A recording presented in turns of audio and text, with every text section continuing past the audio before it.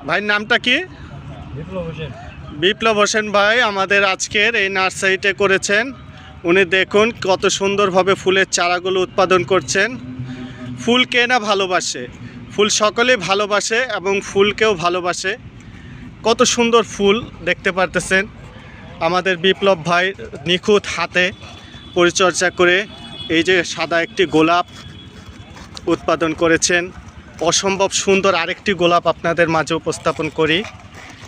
এই যে একটা কালার দেখেন গোলাপের, বিপ্লব ভাইয়ের হাতের ছোঁয়ায় ইনশাল্লাহ আল্লাহ তাআলার রহমতে কত সুন্দর ফুলগুলো ফুটেছে।